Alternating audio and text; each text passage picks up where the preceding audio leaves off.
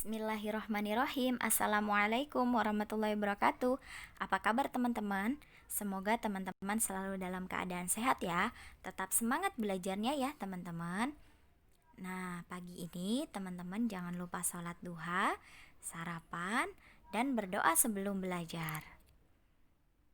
Dalam kesempatan ini kita sudah masuk tema 1 subtema 4, mengenal pertumbuhan dan perkembangan tumbuhan.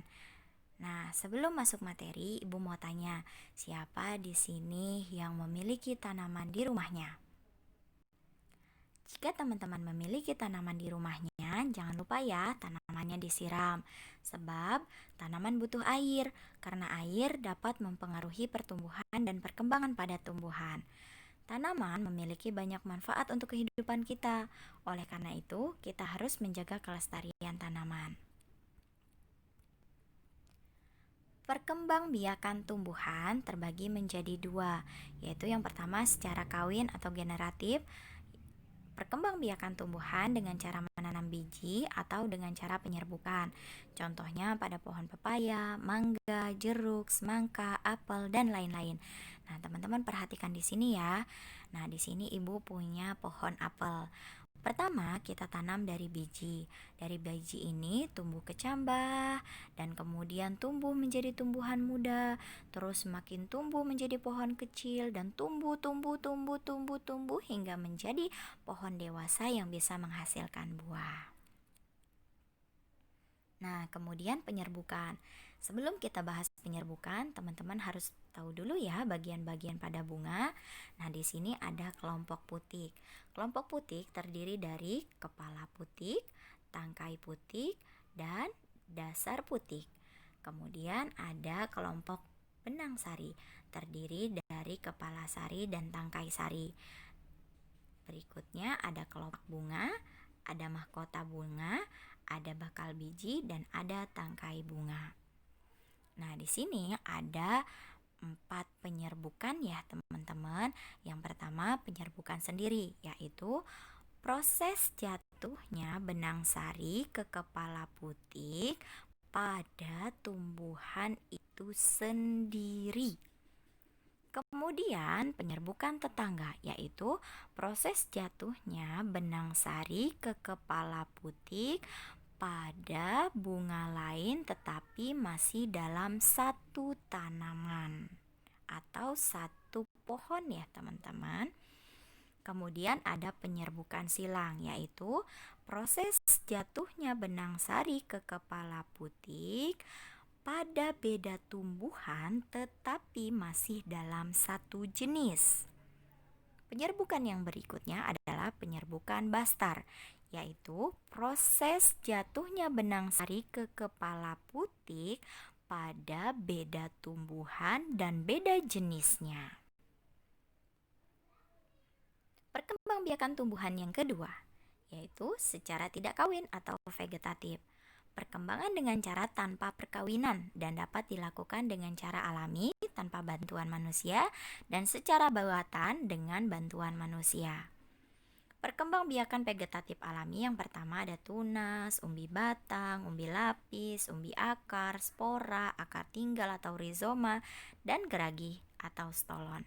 Kemudian perkembangan vegetatif buatan ada setek, mencangkok, okulasi, mengenten, dan merunduk. Perkembangan secara vegetatif alami yang pertama adalah tunas. Tunas adalah tumbuhan anakan yang muncul di samping induknya. Nah, tunas ini ada 3. Yang pertama ada tunas akar, terdapat pada pohon sukun, pohon cemara, dan lain-lain. Kemudian tunas daun terdapat pada cocor bebek, tunas batang terdapat pada pohon pisang, pohon bambu, dan pohon nanas. Perkembangan secara vegetatif alami berikutnya ada umbi batang. Umbi batang adalah batang yang tumbuh dan berkembang di dalam tanah, yaitu ada kentang, ada talas, dan lain-lain. Kemudian selanjutnya ada umbi lapis. Umbi lapis terbentuk karena tumpukan daun yang tersusun secara rapi dan rapat, yaitu ada bawang merah, bawang putih, bawang bombay, dan bunga bakung. Perkembangan secara vegetatif alami berikutnya yaitu umbi akar. Umbi akar adalah akar yang tumbuh membesar karena berisi cadangan makanan. Nah, terdapat pada wortel, lobak, dan lain-lain. Kemudian ada spora, satu atau beberapa sel yang terbungkus oleh lapisan pelindung. Terdapat pada jamur, bunga paku, dan lumut. Berikutnya ada rizoma, batang yang seluruhnya berada dan tumbuh menjalar di permukaan tanah. Terdapat pada kunyit, jahe, lengkoas, dan temulawak. Berikutnya yang terakhir ada geragi atau stolon, yaitu batang yang menjalar di permukaan tanah. Contohnya ada rumput teki, pegagan, stroberi, dan arbei. Perkembangan vegetatif buatan. Yang pertama ada setek. Setek adalah perkembangbiakan dengan cara memotong bagian tumbuhan, kemudian ditanam langsung ke tanah. Contohnya adalah singkong. Perkembangan vegetatif buatan yang berikutnya ada mencangkok. Perkembangbiakan dengan cara mengupas kulit batang dan membungkusnya dengan tanah agar tumbuh akar pada bagian tersebut. Tumbuhan yang dicangkok harus memiliki batang kayu seperti pohon mangga, jambu, dan lain-lain. Berikutnya ada okulasi, adalah perkembangbiakan tanaman dengan cara menempelkan tunas baru pada batang lain, tumbuhan yang masih sejenis. Contohnya pohon mangga, pohon jambu, dan lain-lain.